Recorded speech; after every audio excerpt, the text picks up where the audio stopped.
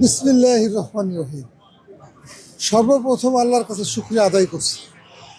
আমাদের mother of democracy দেশনেত্রী বেগম খালেদা জিয়া উনি বলেছিলেন যে তারেক এই দেশে আসবে এবং কোটি কোটি লোক সেখানে আনন্দে এবং উচ্ছ্বলিত হইয়া জমায়েত হবে।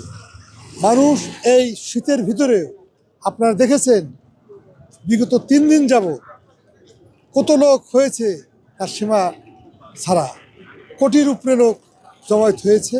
আমরা আনন্দিত, উৎসাহিত।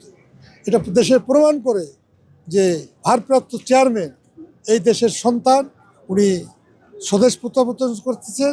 আল্লাহ তাআলা যেন তাকে দীর্ঘ হায়াত দারাজ করুন এবং এই দেশকে স্থিতিশীলতার জন্য, গণতন্ত্র, ভোটের অধিকার ফিরিয়ে দেওয়ার জন্য একমাত্র ব্যক্তি ছিল তারেক রহমান সাহেব।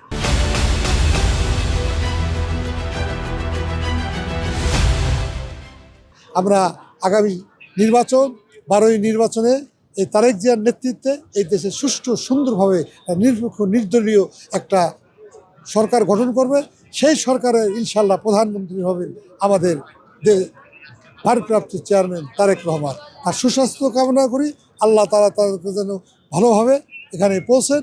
এটাই হলো এই বাংলাদেশের জনগণের কাম্য এবং তারা সমস্ত বাংলাদেশের লোক এখানে এসে উপস্থিত হয়েছে। তারা শীতকে মানে নাই।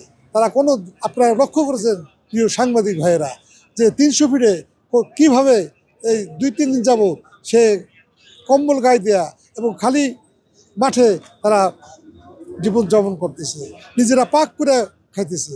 অতএব কত রকম আন্তরিকতা থাকলে, কত দেশপ্রেমিক থাকলে, মানে মানুষকে ভালোবাসা, শহীদ রাষ্ট্রপতি জিয়াউর রহমান মানুষকে যেরকম ভালোবাসছেন, দেশনীতি খালেদা যেরকম মানুষকে দেশকে ভালোবাসছেন, ঠিক তেমনি আমাদের ভারপ্রাপ্ত চেয়ারম্যান গণতন্ত্রকে বিশ্বাস করে, দেশের মানুষকে ভালোবাসেন। সার্বভৌমত্ব রক্ষা করার জন্য একমাত্র ব্যক্তি সে যে ভারপ্রাপ্ত চেয়ারম্যান তারেক রহমান। আমরা তার জন্য দোয়া করছি, আপনারা সকলেই তার জন্য দোয়া করবেন, এটি আমাদের কাম্য। এবং আমাদের দেশমাতা খালেদা যাতে সুস্বাস্থ্য হয় এবং আমাদের মাঝে ফিরে আসে তার জন্য আপনারা দোয়া করবেন। দেশবাসীর কাছে এটাই আমার কাম্য।